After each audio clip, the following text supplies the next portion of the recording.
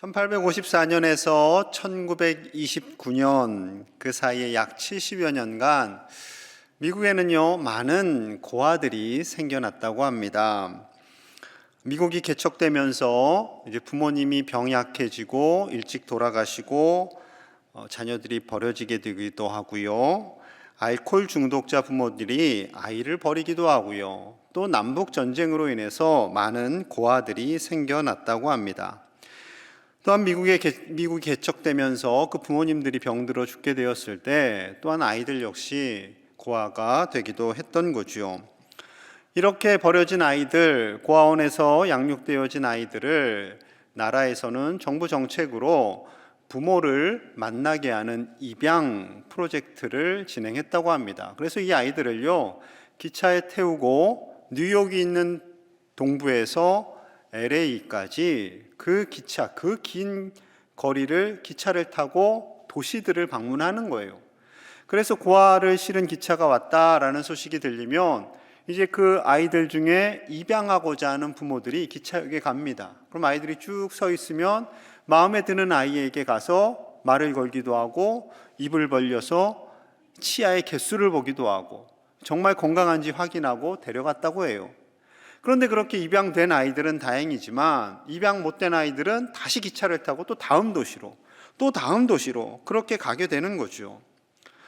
이러한 아이들 중에 리 네일링이라는 소년이 있었습니다. 이 아이는 제퍼슨 카운티 고아원에서 2년을 지낸 후에 8살이 되었을 때 뉴욕에서 그의 동생 2명과 함께 기차를 타게 됩니다. 전날 아버지 생부가 이 아들에게요, 쪽지를 하나 적어주었어요. 아버지의 주소가 있는 쪽지. 그래서 네가 입양 가게 되면 거기서 아버지에게 편지를 해라 라고 쪽지를 주었는데 그 쪽지를 잃어버리게 됩니다. 그러니 이제 친아버지와 연락할 길이 완전히 끊어지게 된 거지요. 가족과 헤어지고 고아가 된다는 것은 참 비참한 일입니다. 우리나라 역시 6.25 전쟁 이후에 수많은 고아들이 생겨났지요. 가족들이 뿔뿔이 흩어졌습니다. 우리나라에서 흩어진 것만 아니라 해외로도 입양되고 흩어지게 되었지요. 그리고 1983년 6월 30일부터 방영된 이산가족을 찾습니다 라는 프로를 통해 전 국민과 전 세계를 울리는 그런 프로그램이 되었습니다. 우리 안에 육적인 부모님, 형제, 자매, 그들을 찾고 싶은 마음이요, 본능적으로 있습니다.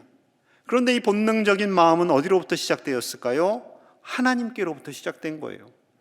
우리가 육적인 부모님을 찾고 싶은 마음이 있듯이 우리 내면 속엔요, 영적인 아버지이신 하나님을 찾고자 하는 마음이 있습니다.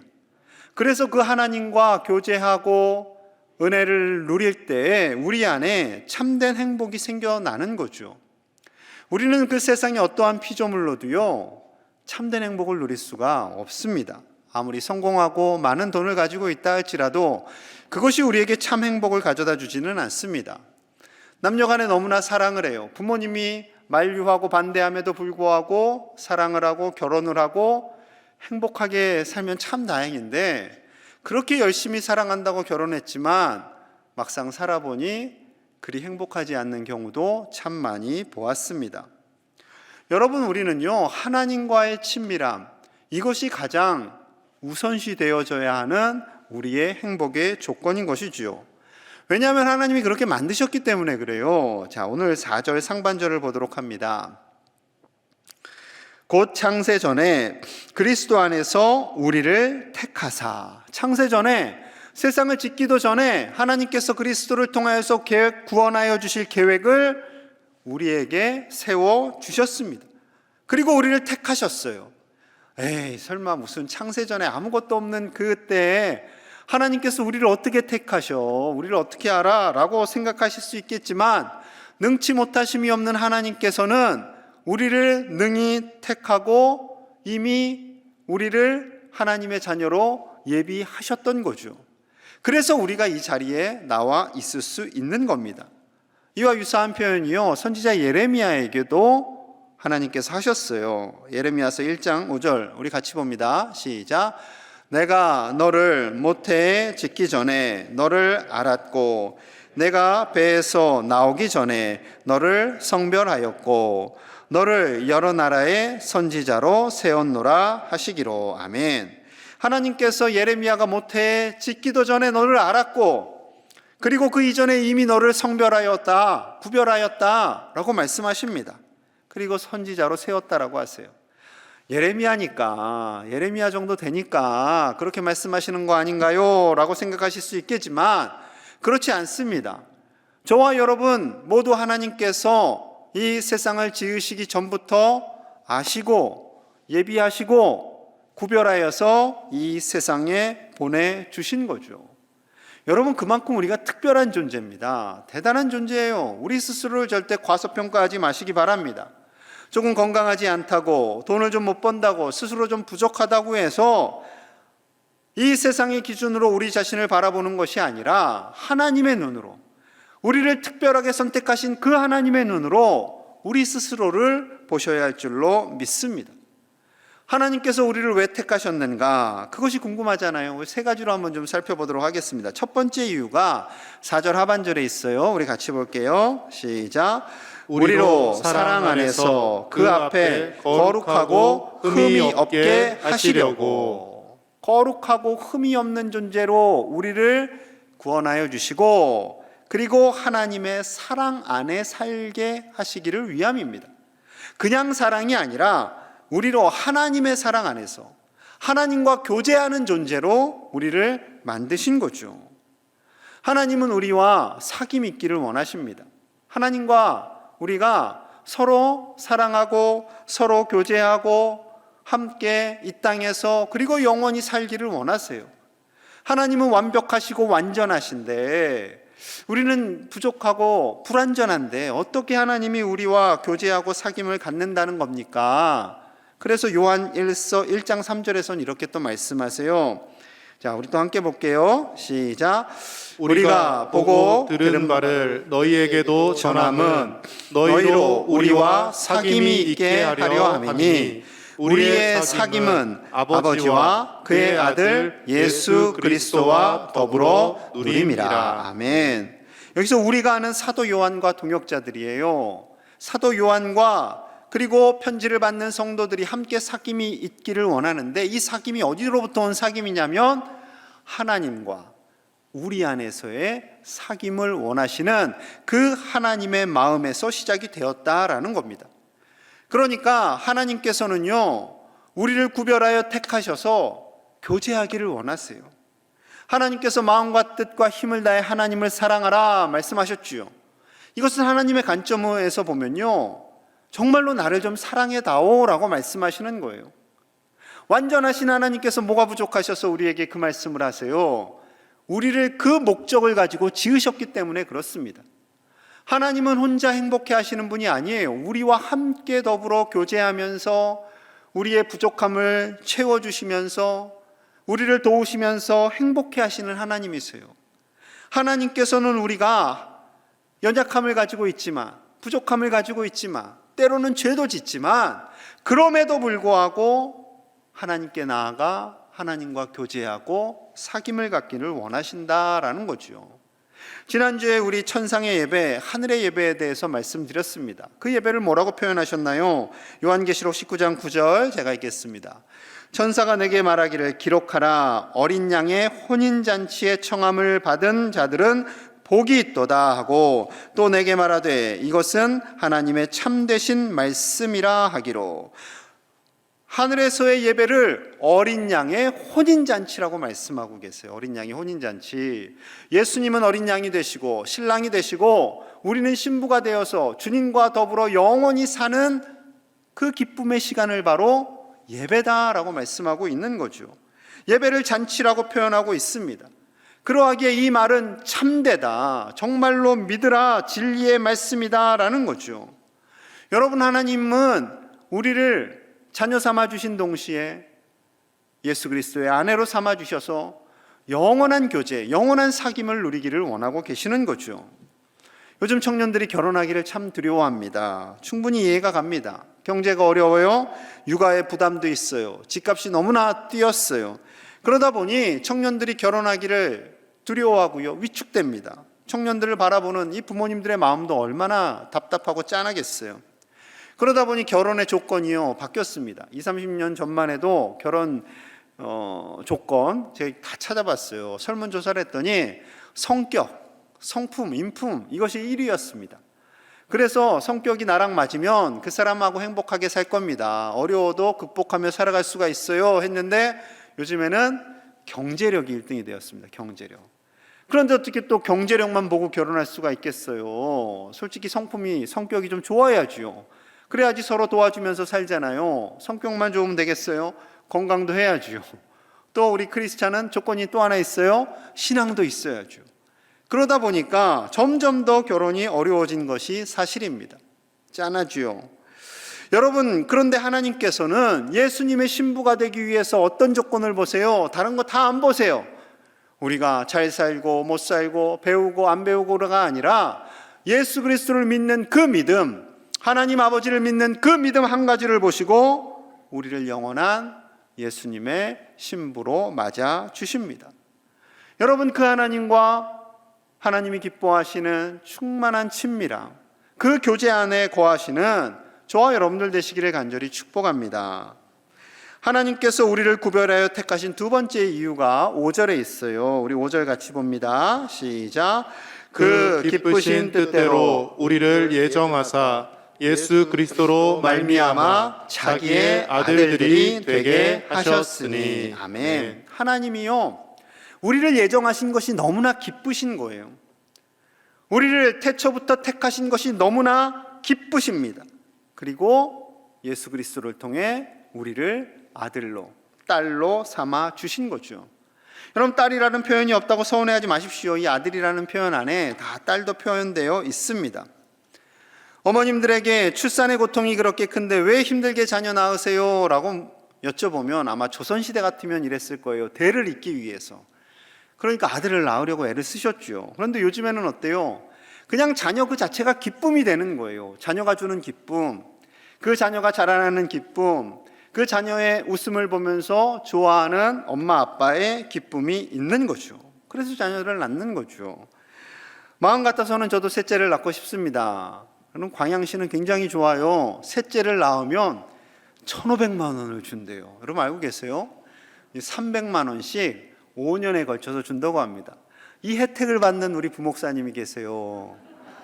박성수 목사님. 2월에 셋째가 태어납니다. 여러분 많이 축복해 주시기 바랍니다. 아무튼 우리 안에요 이 자녀가 주는 기쁨이 참 큰 거지요. 그 마음 누가 주신 거예요? 하나님 아버지가 주신 거예요. 하나님 아버지께서 우리를 바라보시면서 누리시는 그 기쁨이 너무나도 크기에 그 기쁨을 우리의 자녀들을 통해서 알게 하시는 거예요. 그런데 막상 우리 머리가 희끗희끗하신 우리 어르신들은 참 어려운 시대를 사셨잖아요. 그때는 자녀를 낳았지만 그렇게 이쁘고 기쁜지 잘 모르셨죠. 하나님이 그것도 다 아세요. 그래서 주신 선물이 또 하나 있어요. 손자, 손녀를 주십니다. 손자, 손녀를 통해서 할아버지, 할머니 된 기쁨을 누리게 하세요. 얼마나 기뻐요. 이 아기들 바라볼 때마다 할아버지, 할머니들은 기뻐서 뭐든지 줍니다. 저희 어머니, 아버지도 뭐든지 줍니다. 특히 사탕과 초콜릿, 애들 이빨 썩어요. 그래도 줍니다. 제가 막으니까 몰래 줍니다.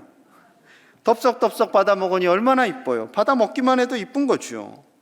그렇게 부모님과 자녀의 관계, 조부모님과 손주의 관계를 통해서 하나님은 우리에게 말씀하시는 거예요. 아들이 이쁘지, 딸이 이쁘지, 손자, 손녀가 이쁘지, 너희도 내가 보기엔 그렇게 이뻐. 그 말씀하시는 거예요. 그래서 시편 2편 7편 말씀이 이러합니다. 내가 여호와의 명령을 전하노라. 여호와께서 내게 이르시되 너는 내 아들이라. 오늘 내가 너를 낳았도다. 하나님께서 명령이다 말씀하세요. 명령이다.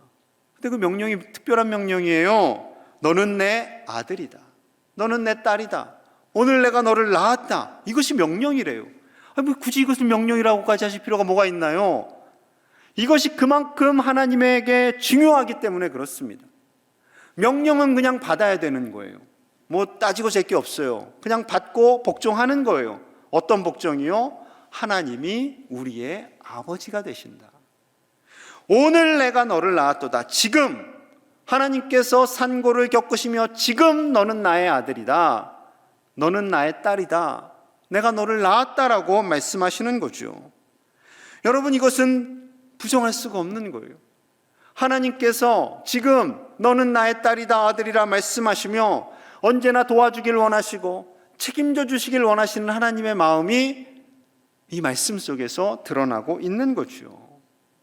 여러분, 오늘 낳은 아기는요, 자기 스스로 살아갈 능력이 없습니다. 힘이 없어요. 하나님께서 도와주셔야 돼요. 하나님께서 도우시는 인생, 하나님을 아버지라 바라보며 살아가는 인생, 그 인생은 복된 인생임을 말씀하고 있는 거죠. 여러분, 육신의 부모님은요, 죄송합니다만 아이들이 너무 힘들게 할 때는 귀찮은 마음도 있어요.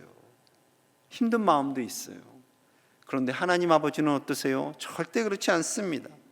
그 마음 변하지 않고 우리를 사랑하고 계시고 우리를 품어주시고 우리를 영원히 함께 하시는 놀라운 하나님의 그 크신 사랑, 그 하나님 아버지를 온전히 신뢰하며 그 아버지를 가슴에 새기시는 저와 여러분들 되시기를 간절히 축복합니다.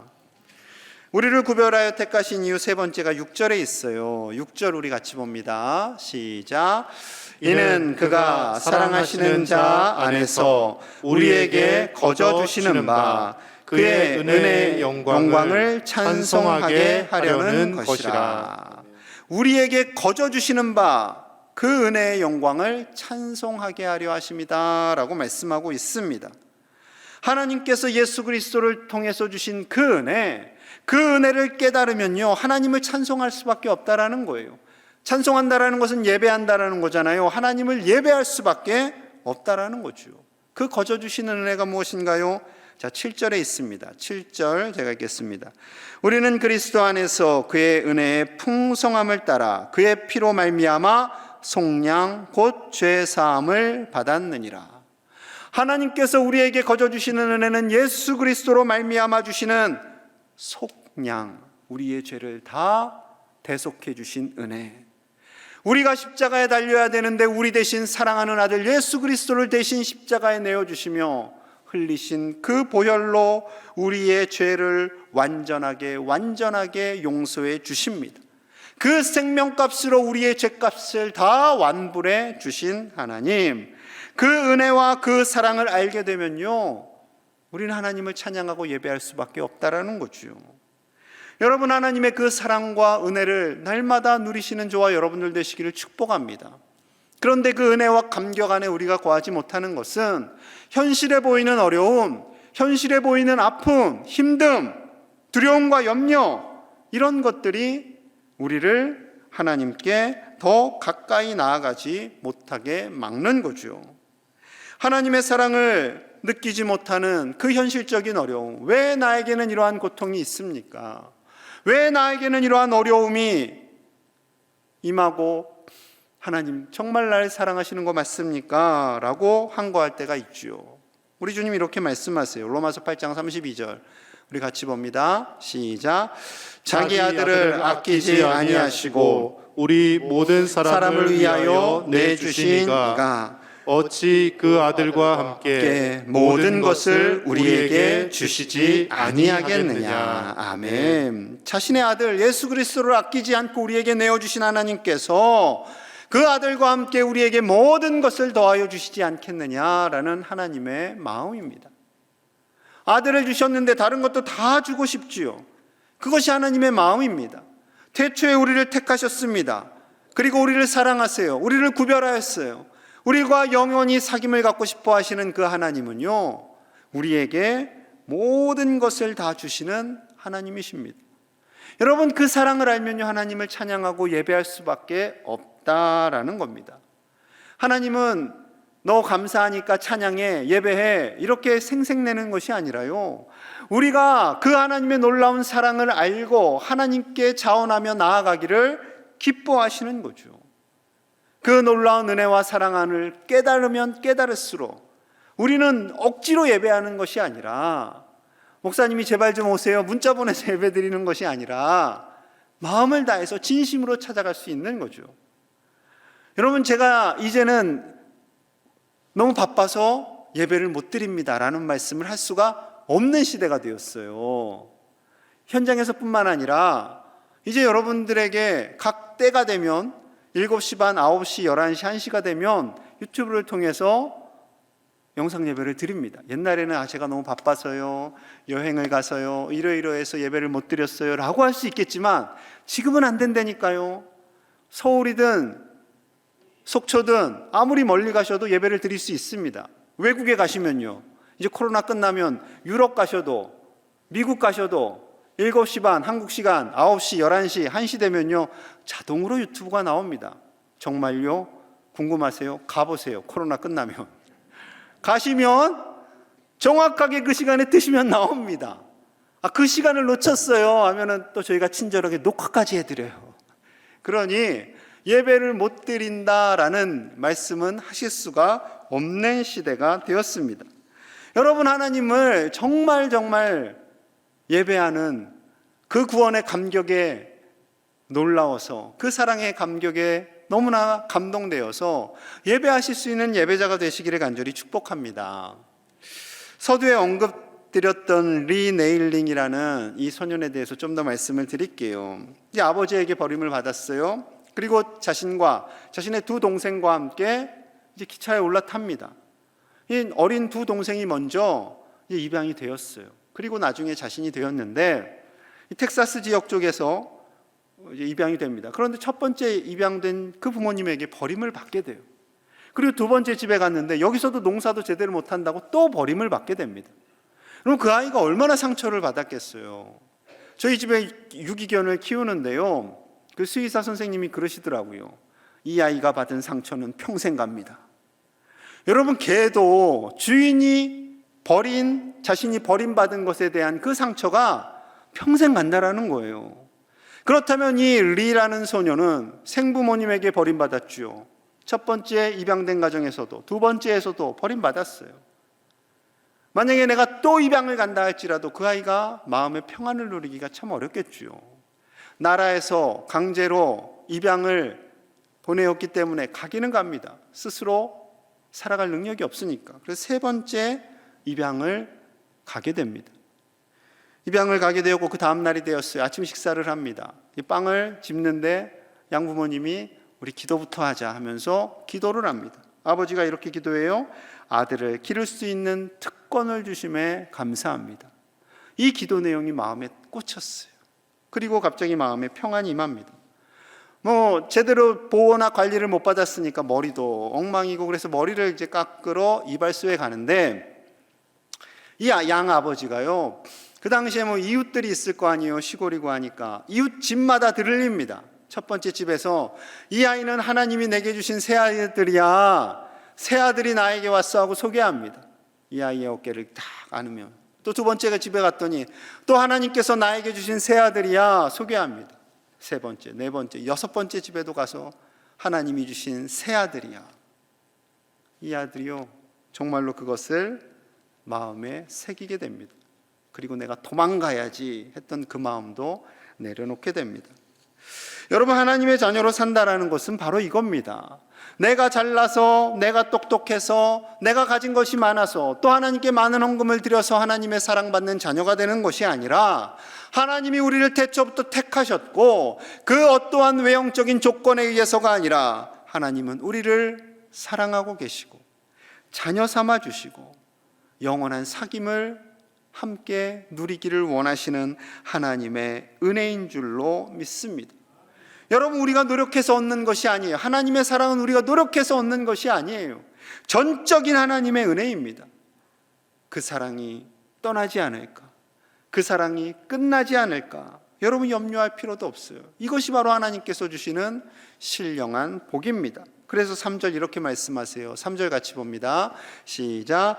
찬송하리로다 하나님 곧 우리 주 예수 그리스도의 아버지께서 그리스도 안에서 하늘에 속한 모든 신령한 복을 우리에게 주시되. 아멘. 하늘에 속한 모든 신령한 복을 하나님 아버지께서, 예수 그리스도의 아버지 되시는 그분이 곧 나의 아버지 되시는 그분께서 우리에게 부으시는 겁니다.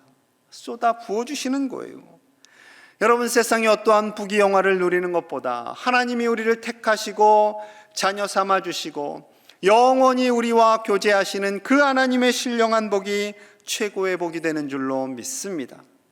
그 하나님을 나의 아버지로 삼고 이 세상의 어떠한 고난과 어떠한 두려움과 염려도 능히 이겨나가는 우리 하나님 아버지의 택함받은 아들로 딸로 살아가시는 저와 여러분들 다 되시기를 간절히 축복합니다.